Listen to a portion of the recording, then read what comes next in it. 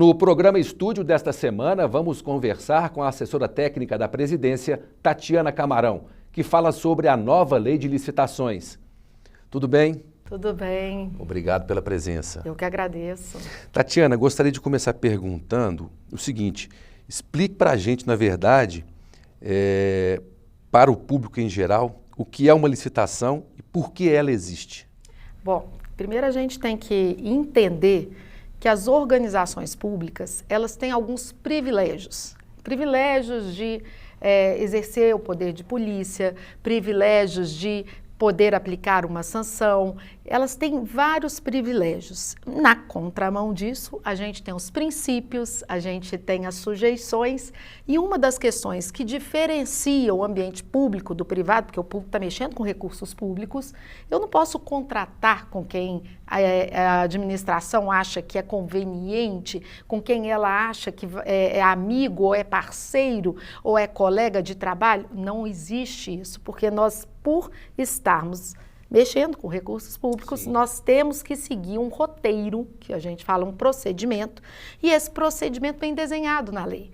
Então, todas as organizações públicas, elas estão sujeitas a um procedimento que tem ali um invólucro. Quando a gente fala, ela tem um norte ali de tornar público, de estar de acordo com a lei, de ser transparente, de obedecer o princípio da moralidade. Então, ela tem vários princípios que regem essa relação negocial. Por isso que é importante a gente entender o ambiente público, mexe com recursos públicos e, por isso, ele tem que ter um procedimento para regulamentar como é que ele vai contratar. Diferente do privado, que pode contratar com quem ele deseja. Interessante. Tatiana, em breve, a partir do dia 31 de dezembro deste ano, passa a vigorar a nova lei de licitações. O que vai mudar em comparação à atual lei? Diga para a gente, por favor. Pois é, a nova lei, a 14.133, ela já está vigente. O que nós vamos ter é a mudança no seguinte sentido: não vamos poder contratar sob a égide da lei 8666, que é ainda, né, a norma geral. Então as duas estão aí convivendo, mas nós vamos poder fazer a contratação agora com as regras da 14.133. O que é que muda? Bem, são várias as mudanças. E são mudanças que elas decorrem de julgados dos tribunais, aquilo que já estava consolidado no Tribunal de Contas da União. O que a lei fez? Ela acolhe e passa, portanto, a prever essas decisões reiteradas dos tribunais. Ela traz modulagens de outros continentes que já estão sendo utilizados, ela também incorpora. Ela prioriza a inovação, a sustentabilidade. Então, é uma lei que traz dentro do seu corpo uma preocupação com a governança. Isso é o que diferencia a nova lei da lei 8666. É essa preocupação, porque quando a gente fala em governança, nós estamos falando aí de pilares, de mecanismos, de liderança, de estratégia, de controle. Então, ela realmente acolhe essas práticas e ela passa a prever regras relacionadas a essas práticas. E dentro dessas mudanças, Tatiana, a nova legislação traz inovações como a exclusão das modalidades de carta-convite, tomada de preços e a inclusão de uma modalidade, o diálogo competitivo. Outra mudança também é a questão de agora os processos, né, ocorrerem por meios digitais. São pontos de mudança? Sim, porque veja bem, por que nós deixamos de mexer com a carta, ou deixamos de utilizar o modal de carta-convite? Pelo um simples fato. O que era carta-convite? Eu convidava quem eu desejava, sem nenhuma transparência, bastava só uma publicação num quadro de avisos. Então, esse procedimento foi utilizado, às vezes, para propósitos não republicanos, digamos assim. Então, a gente tem aí uma preocupação de trazer procedimentos que são procedimentos que funcionaram, e funcionaram bem no sentido da economicidade, da celeridade, que é o pregão, por exemplo, e tornar este pregão o procedimento mais abrangente, que deve ser utilizado por todos. A concorrência, por sua vez, também é um procedimento que estava sendo muito bem acolhido para aquelas contratações mais complexas, em função dos seus prazos mais alargados, e com isso a gente vai também incorporar a concorrência. E o diálogo competitivo, você vai me perguntar por que ele aparece nesse contexto? Porque, como eu disse, nós nos alimentamos de procedimentos que estão funcionando em outros continentes para também trazer para o nosso, para essa nova legislação, este procedimento, que é ainda um procedimento que precisa ser maturado, até mesmo na Europa. Mas a gente já prevê esse procedimento, por quê? Porque o diálogo competitivo trabalha com novas tecnologias, inovação, e a gente está precisando muito disso. E como é que ele funciona na prática? Bom, o que é o diálogo competitivo? É feito um chamamento para que as empresas apresentem soluções para a demanda que tem na organização. Vou ser bem didática aqui.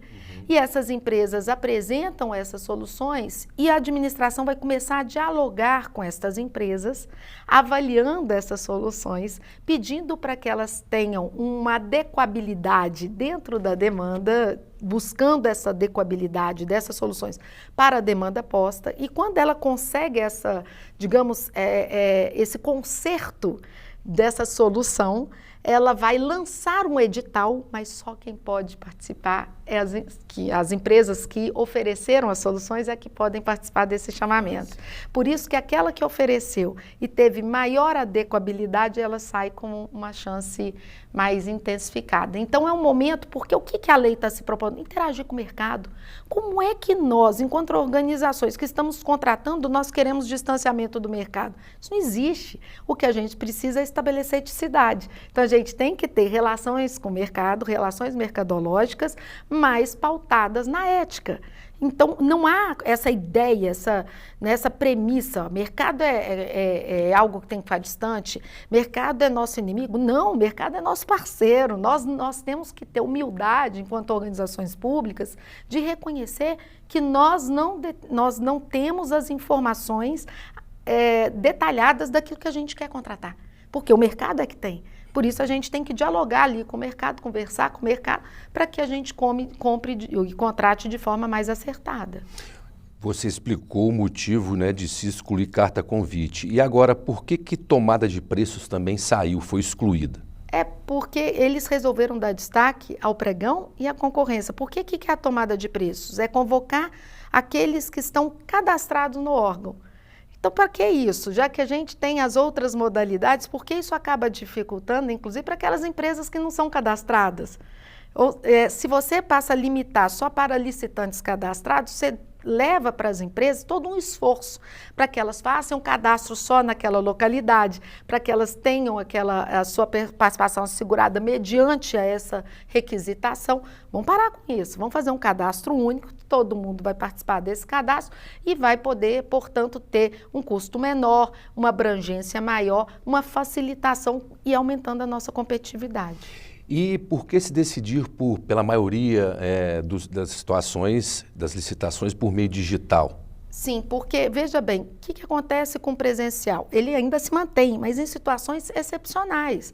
Porque quando você faz o presencial, você não dá devida publicidade, ele não é tão abrangente. A possibilidade de participantes só locais, ela se torna real. Mas você, quando torna esse ambiente, que é um ambiente, inclusive, mais sustentável, porque os processos são eletrônicos, a divulgação ela é mais abrangente, as relações e apresentações, elas vão ser todas feitas por meio de processos eletrônicos, isso facilita e aumenta, com toda certeza, a possibilidade de participantes que não iriam acudir a essa licitação se ela fosse presencial. Tanto é verdade essa preocupação com a transparência que todas as sessões presenciais, a lei passa a exigir gravação. Ela passa a exigir que sejam gravadas, que elas tenham ali todo um protocolo para que elas ocorram dada a preocupação com essa transparência. E além disso, né, é um caminho que é normal, agora natural, essa questão tecnológica, né? Perfeito. A inovação, ela é propósito previsto na lei. A inovação, o ambiente tecnológico, o ambiente de trazer cada vez mais uma facilitação na tramitação processual, porque ela se torna muito mais célere, ela é uma premissa, com certeza, das contratações. Bom, Tatiana, diante de tudo isso, qual a mensagem que a nova lei passa? Eu costumo dizer que a alma da nova lei é a governança das contratações. Está ingênito na nova lei. E por quê? Porque o que é a governança? A gente precisa entender que a governança, ela se distribui em 3 práticas, como já dito aqui. A liderança, a estratégia e o controle. O que é a liderança? Eu só vou ter, nesses cargos das contratações, as pessoas que tenham conhecimento, que tenham habilidade, que tenham aptidão, que não tenham conflito de interesse em função das empresas que comumente contratam com aquela organização. Então, há uma preocupação com a profissionalização da área. Nós vamos requerer que aqueles que atuam nessa área sejam servidores preferencialmente estáveis. Então, nós temos ali uma preocupação em profissionalizar a área das contratações. A área das contratações, ela era tratada à margem das organizações. Ela passa a ser estratégica. Não dá para entender uma área que rodam cifras milionárias que elas fiquem distantes da alta direção. Então, a lei coloca esta área como uma área importante e que merece atenção. Então, quando eu falo aí da questão da profissionalização, do cuidado com quem vai preencher esses cargos, com os processos de trabalho para que eles sejam desenhados, há uma preocupação com os planos, com as políticas, com a gestão de risco, com o controle, porque uma questão da administração, ela realiza a contratação, chega ao final, não tem dado. Não tem dado aferido, não tem métrica, não tem evidências. Como é que a alta direção está decidindo? Se o sistema não se retroalimenta. Então, a nova lei vem com essa questão de nós termos, desde a fase deflagratória, indicadores para que eles sejam avaliados e o sistema possa se retroalimentar. Perfeito. Tatiana, em julho, o presidente do TJMG, desembargador José Arthur Filho, se reuniu com integrantes do TCE de Minas, né, com o objetivo de analisar o andamento das medidas de adequação à nova lei de licitações. Você participou dessa reunião. As ferramentas que estão sendo desenvolvidas pelo TJMG podem servir como boa prática para outras organizações? Com toda certeza. E eu posso te adiantar que até mesmo para aquele banco de melhores práticas do CNJ, para os outros tribunais, porque nós estamos implementando a resolução das contratações e elas se desdobram em várias políticas e essas políticas se desdobram, portanto, em ferramentas que vão facilitar e vão direcionar melhor as nossas contratações. Então, acho que essas melhores práticas, elas vão servir para todo o ambiente público, inclusive para as entidades privadas dentro da administração pública. Tatiana Camarão, muito obrigado pela entrevista, agradeço muito. Muito obrigado mais uma vez. Um abraço. Outro. O programa Estúdio fica por aqui. Outras informações sobre o Poder Judiciário você confere na Rádio TJ Minas, no portal do TJMG e nas redes sociais do Tribunal. Os endereços estão na sua tela. Assista nossas reportagens aqui no YouTube, na TV TJ Minas. Obrigado pela audiência, um abraço a todos e até a próxima edição.